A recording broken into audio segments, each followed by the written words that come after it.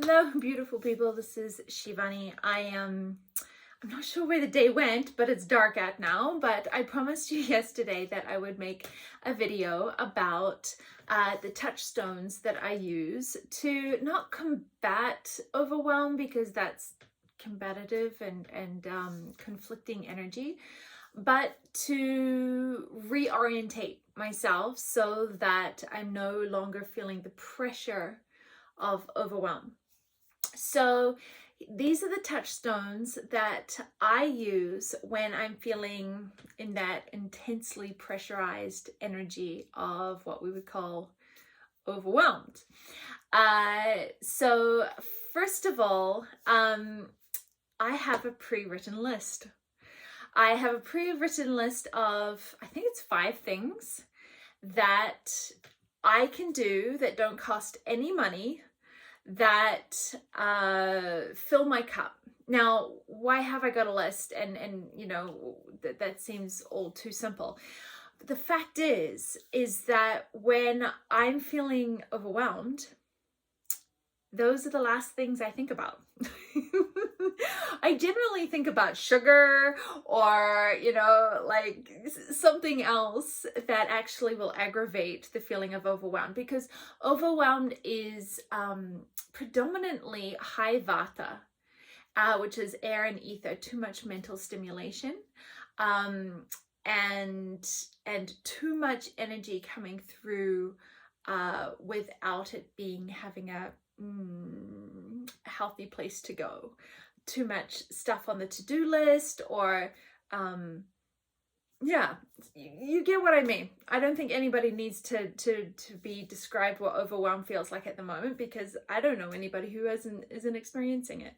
It is a frequency, and new frequencies are trying to come in, and our old patterns don't know how to calibrate to those frequencies.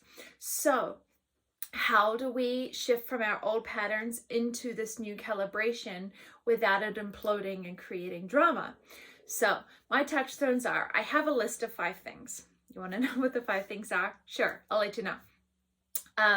My first thing on my touchstone list of things that I do when I'm overwhelmed, and I literally have to look at my list. I'm like, oh my gosh, I need a moment. What can I do with this energy? Here's my list. I do my practice. I do my sadhana, I do my mantra meditation. I take 5 minutes and I close my eyes and I chant. I also lie on my neck pillow. I have a cervical neck pillow. I lie on the floor with my neck on the pillow. That's it.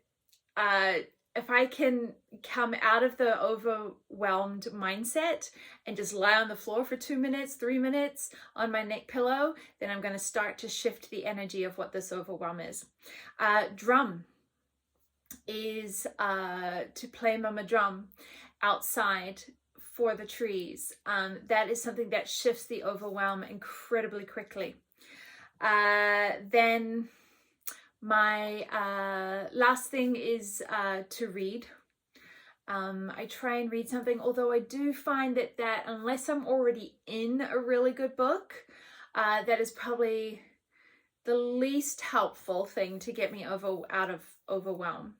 But my practice, drumming, neck pillow, and painting. To sit down and just to block off. I think my timer on my phone is incredibly helpful when I'm feeling overwhelmed, is to set a timer. 5 minutes. I'm lying on the floor for 5 minutes. Set a timer. I'm painting for 20 minutes. You know, if you can set a timer, then the mind goes, oh, can't go. You know, you don't have time for that. I have time for 5 minutes to help shift this overwhelmed energy. The other thing, keep in mind when you're feeling overwhelmed, is the frequency of clothing that you're wearing. Of course, mine's kind of a no-brainer because I'm always wearing orange or flowers, but do try and wear lighter colored clothes when you're feeling overwhelmed, because the energy and the frequency of what you are feeling is going to be directly affected by you know, the clothes, the colors that you are surrounding yourself in. So what am I wearing? Do I have time to go and have a quick shower? Sounds too simple, but I tell you, when you're feeling really, really overwhelmed, it's those simple things that will reorientate you very, very quickly that you don't make time for. So we've got to make time for these touchstones. Make time for these small 2 to 30-minute actions to help us shift out of the overwhelm, because the overwhelm is not that there is too much to do.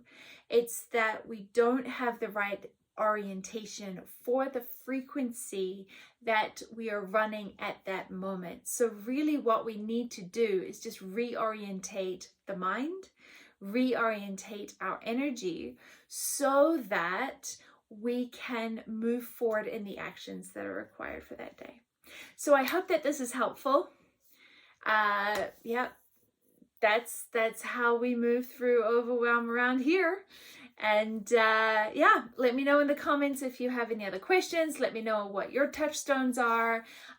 Really important, write the list before you become overwhelmed, and then refer to the list. And if you have a spouse that gets overwhelmed, you can literally go, what's on your overwhelm list? Have you done one of those things today?